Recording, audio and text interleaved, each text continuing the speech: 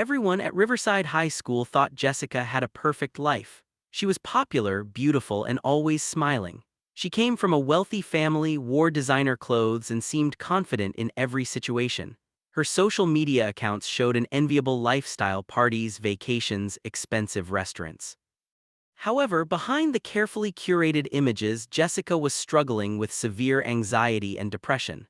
The smiles were masks she wore to hide her pain. At night, alone in her bedroom, she would cry until she couldn't breathe. The pressure to maintain her perfect image was crushing her.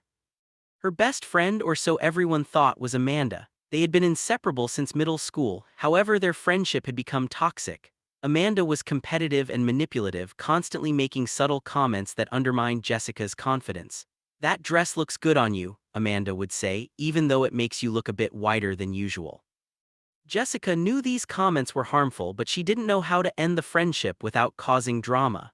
She feared being alone more than she feared Amanda's cruelty. So she continued pretending everything was fine, laughing at Amanda's jokes even when they were at her expense. The breaking point came during winter break. Jessica's family was hosting their annual holiday party, a lavish event attended by important business associates and wealthy families. Jessica was expected to be the perfect hostess, charming and gracious. However, earlier that week her grandfather had passed away and she was grieving deeply. "You need to pull yourself together," her mother had said when Jessica mentioned she didn't feel up to attending the party. "This event is important for your father's business. People are expecting to see you. You can mourn privately later." At the party, Jessica moved through the crowd mechanically, smiling and making small talk. Inside, she felt hollow and exhausted.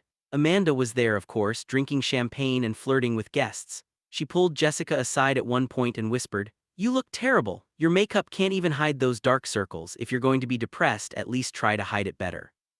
Something inside Jessica snapped. She excused herself and went to the bathroom, locking the door behind her. She stared at her reflection in the mirror: the perfect hair, the expensive dress, the fake smile. She didn't recognize herself anymore. Her phone buzzed with a message from her cousin Leo, who lived in another state. Leo had always been different from the rest of the family: artistic, empathetic, and genuine. He rarely attended family gatherings because he felt uncomfortable with the superficiality. His message read, "I heard about Grandpa. I know tonight must be hard for you. Remember, you don't have to be strong all the time. It's okay to not be okay." Those simple words broke through Jessica's carefully constructed walls. Tears streamed down her face, ruining her makeup. She sat on the bathroom floor, finally allowing herself to feel the grief she'd been suppressing. For the first time in months, she wasn't performing or pretending. After 20 minutes, there was a gentle knock on the door. "Jessica, it's your Aunt Claire. Leo called me and said you might need someone. Can I come in?" Aunt Claire was her father's younger sister, a therapist who had always seemed warmer than the rest of the family. Jessica unlocked the door and Aunt Claire entered, immediately wrapping her in a hug. "I can't do this anymore," Jessica sobbed. "Everyone thinks I'm fine, but I'm not. I'm so tired of pretending." Aunt Claire held her and listened as Jessica poured out everything: the anxiety, the toxic friendship, the pressure to be perfect, the grief she wasn't allowed to express.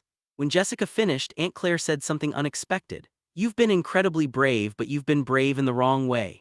Real courage isn't hiding your pain, it's being honest about it and asking for help." That conversation changed Jessica's perspective. The next day, she made several difficult decisions. First, she told her parents she needed therapy. Her father initially resisted, worried about what people would think if they found out. However, her mother surprisingly supported her. "If our daughter is suffering, helping her is more important than appearances," she told her husband firmly. Second, Jessica ended her friendship with Amanda. She sent a message explaining that their friendship had become unhealthy and that she needed space. Amanda responded with angry messages, calling Jessica ungrateful and dramatic. She spread rumors at school, trying to turn others against Jessica. It hurt, but Jessica felt relieved to be free from the toxicity. Third, Jessica started being more authentic on social media. Instead of posting only perfect moments, she shared honest thoughts about mental health. Her first vulnerable post read, "Behind all the smiling photos, I've been struggling with depression and anxiety. I'm sharing this because I know I'm not alone. If you're suffering too, please reach out for help. It's okay to not be okay." The response was overwhelming. Dozens of classmates messaged her privately, sharing their own struggles. Many admitted they had assumed Jessica's life was perfect and felt inadequate in comparison. Her honesty created space for others to be honest too. However, not everyone was supportive. Some people at school mocked her, calling her attention-seeking. Former friends distanced themselves, uncomfortable with her vulnerability. Her father was embarrassed when colleagues mentioned seeing Jessica's posts. "Why did you have to air our family's problems publicly?" he asked. "They're not the family's problems, they're my problems," Jessica replied.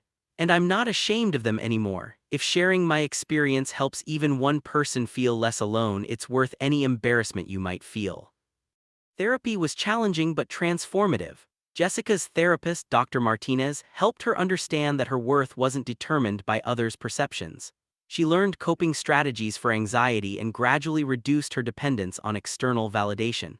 She discovered that vulnerability wasn't weakness, it was the foundation of genuine connection. Slowly, Jessica built new friendships based on authenticity rather than popularity. She connected with students she'd previously overlooked: the quiet girl in art class who also struggled with anxiety, the boy from drama club who understood family pressure, the new student who felt like an outsider. These friendships felt different, deeper, real. Jessica could be herself without fear of judgment. When she had bad days, she didn't have to pretend everything was fine. Her friends understood and offered support without expecting her to maintain a perfect image. 6 months after that pivotal holiday party, Jessica looked back on her transformation with a mixture of pride and sadness. She was proud of her courage to change, but sad about the time she'd wasted trying to be someone she wasn't. However, she also felt hopeful about the future. During a school assembly about mental health awareness, Jessica volunteered to speak. Standing before hundreds of students, she shared her story honestly. She talked about the loneliness of hiding behind a perfect facade, the pain of toxic friendships, and the freedom that came from authenticity. "I used to think that showing weakness would make people respect me less," Jessica concluded. "But I've learned the opposite is true. When I finally had the courage to show my true self, including the messy, struggling parts, I found real friends, real support, and real peace. The truth behind the smile is that sometimes there is no smile, and that's okay. We don't have to be happy all the time, we just have to be honest." The auditorium was silent for a moment, then erupted in applause. After the assembly, dozens of students approached Jessica, thanking her for her bravery. Some shared their own struggles. Others simply hugged her, wordlessly expressing their appreciation. Jessica had discovered that her imperfections didn't make her less lovable, they made her human. And being human, with all its messiness and vulnerability, was far more valuable than being perfect.